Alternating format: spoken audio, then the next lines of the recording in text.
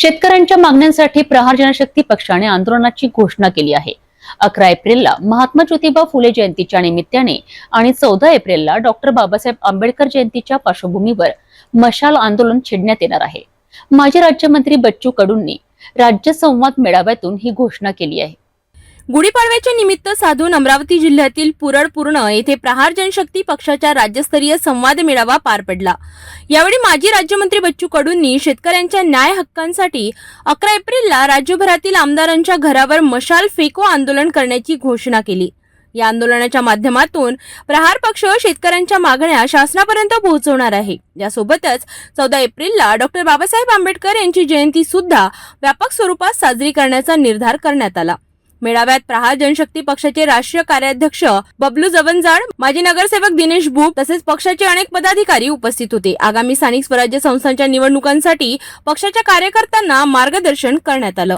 जनशक्ती पक्षाची संपूर्ण राज्यामध्ये बांधणी करण्याकरता आणि येणाऱ्या स्थानिक स्वराज्य संस्थेच्या निवडणुकी संदर्भात सर्व प्रहार पक्षाच्या पदाधिकाऱ्यांना सूचना देण्यासाठी प्रहारचा संवाद मेळावा हा कुरळपूर्ण येथे गुढीपाडवा या पावन पर्वावर आयोजित केला आहे।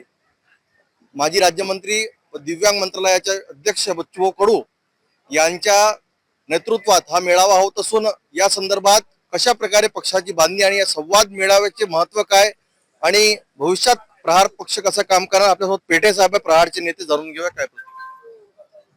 या ठिकाणी संपूर्ण राज्यभरातून प्रहार सर्व माननीय बच्चूभाऊ यांच्या निर्देशानुसार आज मराठी नवीन वर्षाच्या पर्वावर पाळवा पहाट या अंतर्गत एक चांगल्या विधायक दृष्टिकोनाची पुनश्च आखणी, ची मांडणी, ची चिकित्सा आणि याचा पाठपुरावा आणि भविष्यातल्या सगळ्या दिशानिर्देश याची आखणी करण्यासाठी हा आजचा विधायक कार्यक्रम। या कार्यक्रमासाठी संपूर्ण महाराष्ट्रातून सगळे तालुका प्रमुख, जिल्हा प्रमुख, पदाधिकारी या ठिकाणी पूर्ण महाराष्ट्राच्या कानाकोपऱ्यातून एकत्र झाले। 3-4 दिवसा अगोदर रायगडाच्या पायथ्याशी आंदोलन यशस्वी झाल्यानंतर स्वराज्याच्या राजधानीला हलवलं। मुख्यमंत्र्यांच्या सोबत आता येणाऱ्या पहिल्या आठवड्यात एप्रिलच्या दिव्यांगाच्या आणि शेतकऱ्याच्या प्रश्नावर निर्णायक बैठक आहे। तरी सगळे आश्वासनं सगळ्या मंत्र्यांकडून, मुख्यमंत्र्यांकडून मिळाल्यानंतर सुद्धा प्रहारचा एक दबाव गट हे निश्चित काळाची गरज आहे।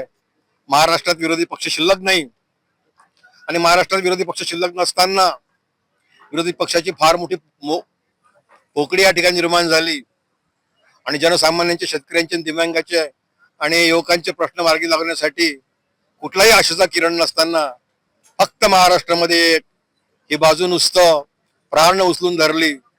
म्हणून पाचाडच्या आंदोलनाची प्रेरणा आणि आजच्या मराठी नवीन वर्षाच्या या सगळ्या चांगल्या दिवसाच्या या सगळ्या गोष्टीचा सुवर्ण मध्य साधून या ठिकाणी प्रहार आक्रमक आंदोलनाची घोषणा निश्चित येणाऱ्या काही दिवसात करणार आहे। एकूणच कशा प्रकारे सत्तेत न राहता एक जनसामान्याचे असामान्य नेता म्हणून बच्चू कडू हे पुन्हा एकदा बांधणी करत आहे पक्षाची। आपल्यासोबत राज्याचे प्रहारचे प्रवक्ते जितूभाऊ दुधाने जाणून घेऊया त्यांच्या काय प्रतिक्रिया। सर्वप्रथम मी आपल्या माध्यमातून आपल्या सर्व दर्शकांना, राज्यातील सर्व जनतेला माननीय बच्चूभाऊ कडू प्रहार पक्षाच्या वतीने नवीन वर्ष गुढीपाडव्याच्या हार्दिक शुभेच्छा देतो।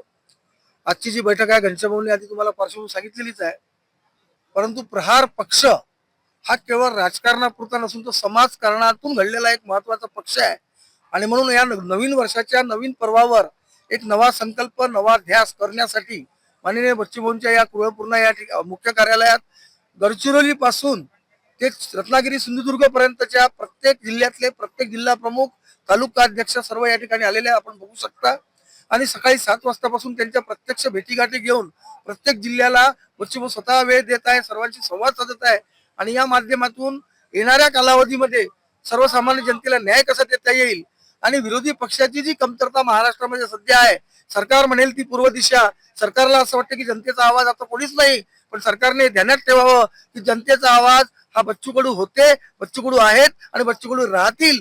त्यामुळे दिव्यांगांचे प्रश्न असो, शेतकऱ्यांचे असो, सर्वसामान्यांचे असो, लाडक्या बहिणींचे असो की हिंदू शेतकऱ्यांचे असो, सर्व प्रश्नांवर बच्चूभाऊ आक्रमकतेने आवाज उचलणार आहेत आणि त्याच पद्धतीने प्रत्येक जिल्हाध्यक्षाने, जिल्हा प्रमुखाने, तालुका अध्यक्षाने, तालुका प्रमुखाने या ठिकाणी बच्चूभाऊंना सांगितलंय की आम्ही ठामपणे तुमच्या पाठीशी उभा आहे. भाऊ, तुम्ही बांधाल ते तोरण आणि तुम्ही ठरवाल ते धोरण. या माध्यमातून प्रहार येणाऱ्या काळामध्ये जनतेच्या मागण्यांसाठी वेळ पडल्यास रस्त्यावर उतरेल आणि जनतेचं व्यासपीठ म्हणून सातत्याने काम करेल, एवढंच या ठिकाणी सांगू इच्छितो. स्थानिक स्वराज्य संस्थेमध्ये प्रहारची कोणासोबत युती राहील? बघा, तो निर्णय सर्वस्वी बच्चूभाऊ कडू घेतील. तो निर्णय घेण्याचा अधिकार आम्हाला नाही. बच्चूभाऊ कडू तो निर्णय सर्वांशी चर्चा करून आरामात घेतील, कारण अजून सध्या बाजारात तुरी, त्यामुळे अजून काही कार्यक्रम निश्चित नाही आणि त्या निवडणुका कधी होतात हे फक्त ब्रह्मदेवालाच माहित आहे. त्यामुळे त्या निवडणुकाची घोषणा किंवा काही चिन्ह दिसल्यानंतर बच्चूभाऊ सर्वांशी चर्चा करतील आणि योग्य ते निर्णय घेतील. युती करतील की आघाडी करतील हा सर्वाधिकार बच्चूभाऊंचा आहे. पुरळपूर्णा येथे गुढीपाडवा निमित्त एक मेळावा आयोजित करण्यात आला आणि यामध्ये संपूर्ण प्रहार जनशक्ती पक्षाचे राज्याचे पदाधिकारी बोलवण्यात आले. आमदार बच्चू कडू यांनी येथे नवीन आशा आणि नव्या वर्षाने नवीन दिशा देण्यासाठी कार्यकर्त्यांना संदेश दिला आणि या संवाद मेळाव्याच्या माध्यमातून येणाऱ्या स्थानिक स्वराज्य संस्थेचा वेळेस आता प्रहार जनशक्ती पक्ष आपली ताकद दाखवणार. येणाऱ्या 11 तारखेला महाराष्ट्राच्या सर्व आमदारांच्या घरासमोर जडत्या मशाली फेकू या प्रकारची इथे चेतावणी सुद्धा दिली आहे. शेतकऱ्यांना कर्जमाफी द्या, शेतकऱ्यांच्या सर्व जे पीक विमे आहे आणि शेतकऱ्यांना जे कबूल केलं होतं सरकारने त्याची पूर्ती करा या प्रकारचं आवाहन आमदार बच्चू कडू यांनी केलं आहे. कॅमेरा पर्सन श्लोकसोबत हितेश किल्लेदार, सिटी न्यूज, अमरावती. शेतकऱ्यांच्या हक्कासाठी प्रहार जनशक्ती पक्षाचं हे आंदोलन कोणता परिणाम घडवून आणेल हे पाहणं महत्त्वाचं ठरणार आहे.